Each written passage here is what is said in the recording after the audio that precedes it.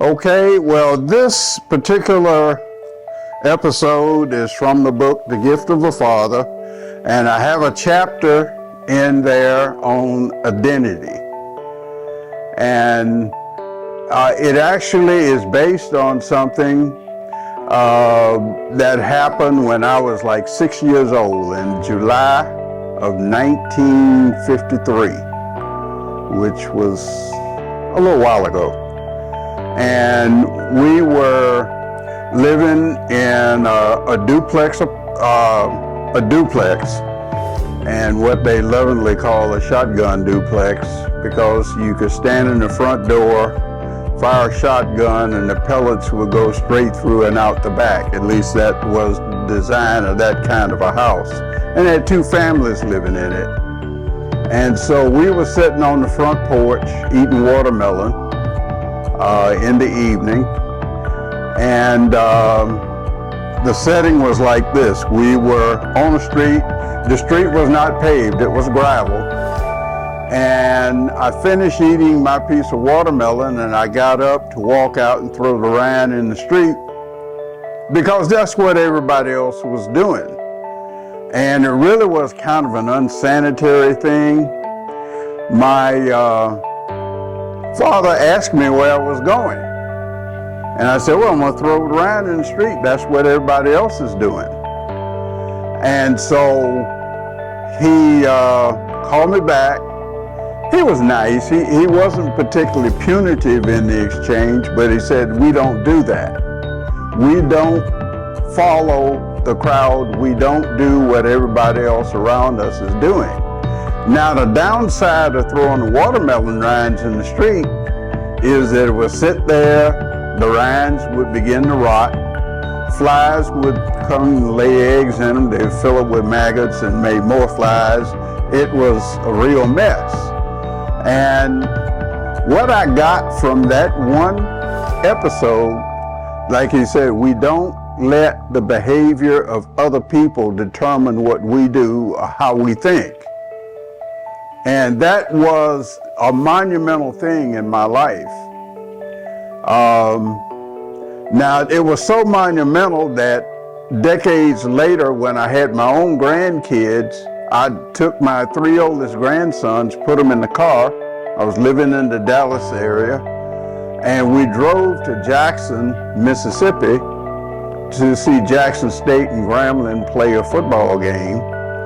And when I got them there, they asked me to take them to see the Watermelon House. So I drove to that part of town. The house had been torn down. The address was 1120 Dorsey Street. And because they had torn a lot of the houses down in that area, but I took them there, they could see it. But the main thing is that it was settling in to them that they should have their identity determined essentially by God, because that was the message my father gave me. It really made such an impression that before he died in 2003, and I told him about that because it really shaped my thinking. Now, lest we get it a little twisted, being an independent thinker, which, having your own identity as determined by God, a lot of people can't accept that. You have to be who they want you to be. You have to join a group, and I'll get into that a little later. Later on, when I was in high school, and there were these guys, they wore what they call pistol leg breeches. So the guys had these real slim pants, and they were kind of short. And they had these long socks and everything. I thought it looked cool. And I really wanted to dress like that because the girls were attracted to these guys, it seemed. And so that's what I wanted. But my father told me, he said, no, we're not going to do that, because in a year this won't be a style. He had enough insight to know that you don't jump on every every fad that comes along. And so I never had them. And I do have in the book the closest thing that I could find to a picture of what he called pistol leg breeches. It was his term. It wasn't a common term. He was deriding the thing. But the basic point that I got from these is that who you are, how you think, your behavior should be determined by God. Now in Scripture, and the one that most comes to mind is in Jeremiah, where God speaks of Jeremiah the prophet as saying, before I formed you in your mother's womb, I had a purpose for you. And so God forms us and builds us, each individual, for a divine purpose. Now, whether or not we step into it, we're the ones that play a big part in our decisions and the choices we make as to whether or not we can get into it. And over the years, I've come to see that there are influences that are political, corporate, bureaucratic, and everything, particularly now in the education system, that seeks to take our children, our grandchildren, and for me, great-grandchildren, and capture them. And a lot of the thinking comes from a gentleman from the 1840s named Karl Marx. He was a German philosopher. And he wrote the book, The Communist Manifesto. He's said to be, Karl Marx is said to be the father of communism. And his idea is that he could group people together, different groups, and bring those groups into conflict and gain political power. And that's something that we're dealing with now. And in the schools, we have such things as critical race theory and DEI that says to a person, by your skin color, and even create different identities based on gender, or the gender that you want, or the gender that you're told that you have, and put you in a group and get groups in conflict with each other.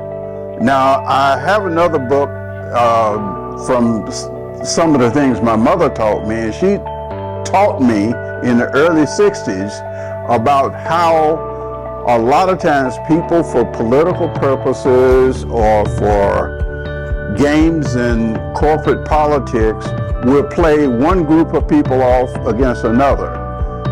Such terms as identity politics,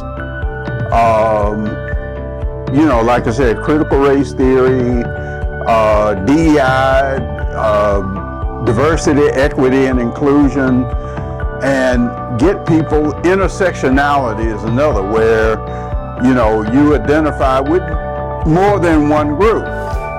And these groups are deliberately brought into conflict with each other, even to the point of, having riots in the street and all of that. Here lately, one of the things that has been happening since October 7th, 2023, when Hamas attacked in Israel, killed over 1,000 people there and committed some serious atrocities. And it got into the universities here, and a lot of the kids in the universities began to identify with this terrorist group called Hamas. And somehow the professors had fed their thinking and all, that they would say from the river to the sea. Well, they didn't know which river, which sea. And this is something that's real common. Other manifestations of Black Lives Matter, Antifa, you can just about name anything to get people to think that their identity is being determined by something like skin color or gender or things like that, rather than by God's divine purpose. And it causes a lot of problems. One of the big deals that I have experienced in dealing with trying to tutor a kid and doing mentoring in juvenile justice facility and even in prisons, people are told what they are. Kids are told, well, you can't learn math. Well, I have a master's in math. And they are told that they can't do that. And I'm reminded of the situation that occurred with the ancient Israelites when they were entering the Promised Land, and Moses sent the 12 spies out to spy out the Promised Land, and they came back.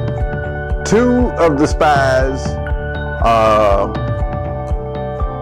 Caleb and Joshua, came back with a good report saying there's a beautiful land. The others said, well, there are giants in the land. And the thing I'm thinking about is here in Numbers chapter 13, about verse 31, it said, but the other men who explored the land with him disagreed. We can't go up against them. They're stronger than we are. So they spread this bad report about the land among the Israelites. The land we travel through and explored will devour anyone who goes to live there. And all the people we saw there were huge. We even saw giants there, the descendants of Anak, and next to them, we felt like grasshoppers. And that's what they thought too.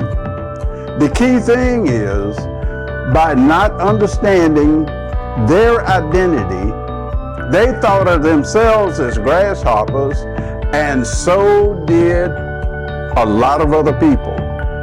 You go into a place, you take your insecurities about who you are, what you're capable of, and it's almost like you radiate that, and other people pick it up, and that's what they think of you, based on what you think about yourself, because you're not grounded in your identity. And going all the way back to when I was 6 years old, going to throw a watermelon around the street because that's what everybody else is doing, I was taught from a very early age to understand that I have an individual, God-given identity and purpose. And now as I approach getting closer and closer to 80, this is what I use to guide my life, and this is what I encourage other people to use. And so the whole thing is about your identity. It is not defined by anyone else other than God. The role of a parent is to enhance a child's identity and not undermine it so that the child goes out thinking of themselves as a grasshopper or something else other than and below and beneath what God has designed for them. And so I encourage you to do that. And as part of my efforts, I am doing STEM tutorials, because for about 60 plus years, that was what I was. I was a research chemist, an engineer, programmer, software architect, consultant, all these things.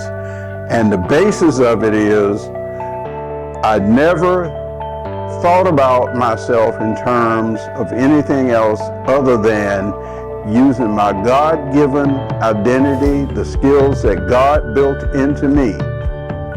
And I've had a very blessed life as a result.